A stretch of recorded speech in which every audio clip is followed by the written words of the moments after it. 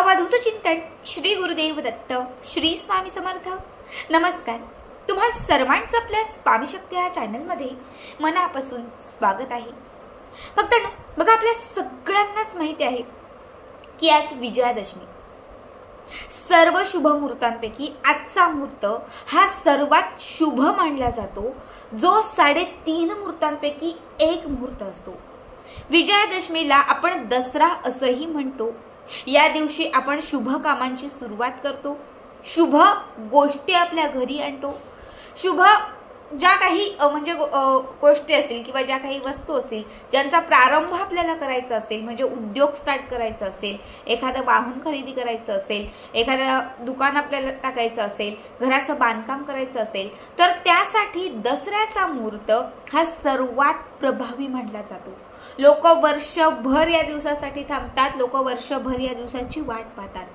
या दिवशी उपाय आणि सेवांनाही तितकंच महत्त्व आहे। लक्ष्मी स्वरूप वस्तूंची खरेदी करण्यालाही या दिवशी विशेष महत्त्व आहे। खरं तर आज करावयाचे बरेचसे उपाय, बऱ्याचशा सेवा या मागच्या काही व्हिडिओमध्ये मी तुम्हाला सांगितलेले आहेत। मात्र आत्ताच्या या व्हिडिओमध्ये मी तुम्हाला आज असणाऱ्या दसऱ्याच्या, आज असणाऱ्या या विजयादशमीच्या काही विशेष प्रभावी सेवा सांगणार आहे।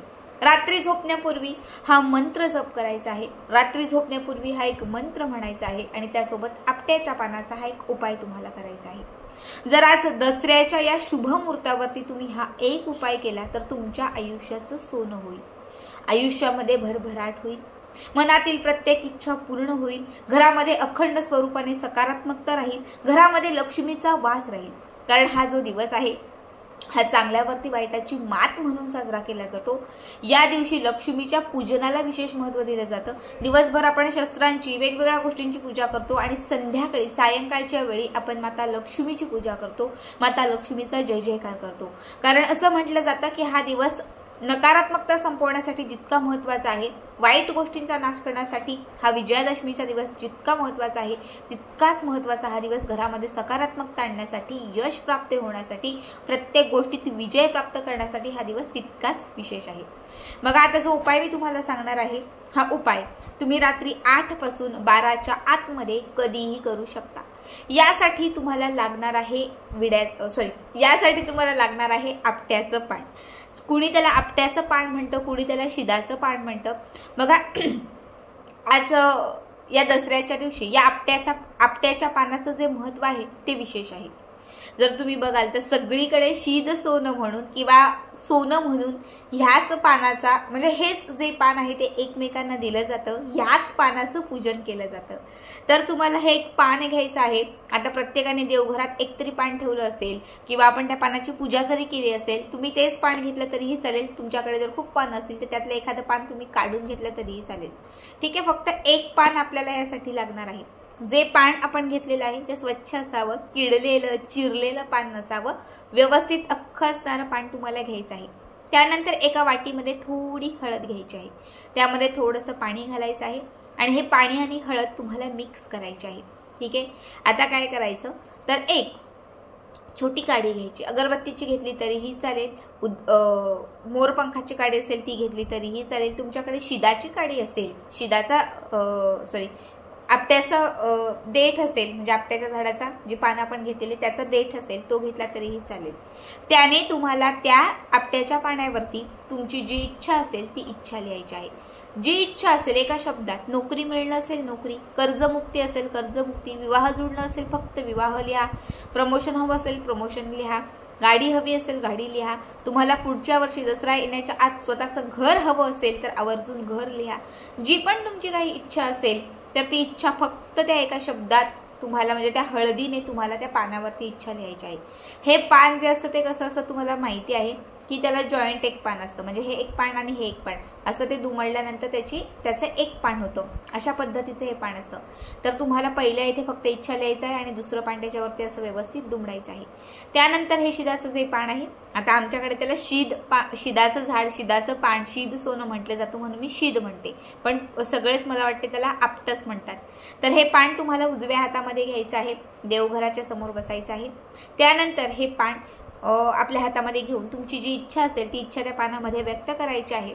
त्यानंतर तुम्ही ज्या गुरूंना म्हणतात, आपण श्री स्वामी समर्थ महाराजांना म्हणतो, श्री स्वामी समर्थ, श्री स्वामी समर्थ या मंत्राचा जप करायचा आहे 108 वेळा. श्री स्वामी समर्थ, श्री स्वामी समर्थ, श्री स्वामी समर्थ, श्री स्वामी समर्थ या मंत्राचा जप करायचा. त्याच्यानंतर आपल्याला हे पान आपल्या हातामध्ये घेऊन महाराजांना 11 वेळा मुजरा करायचा. किती? 11 वेळा. मुजरा म्हणजे महाराजांना काय म्हणतात की महाराजांसाठी गर्जना असते ती, आणि जेव्हा आपण मुजरा करतो ना, महाराज त्या क्षणात आपल्याकडे आकर्षित होतात. जेव्हा महाराज अक्कलकोटमध्ये म्हणजे श्री स्वामी समर्थ महाराज जेव्हा अक्कलकोटमध्ये वास्तव्यास होते आणि जेव्हाही भक्त त्यांना भेटायला जात असायचे, तर जेव्हाही स्वामी भक्त त्यांना भेटायला जात असायचे तेव्हा सगळ्यात पहिले महाराजांना ते मुजरा करायचे. कारण जो ही भक्त महाराजांना मुजरा करतो, महाराज त्याच्याकडे लवकर ओढले जातात, महाराज त्याच्याकडे लवकर आकर्षित होतात.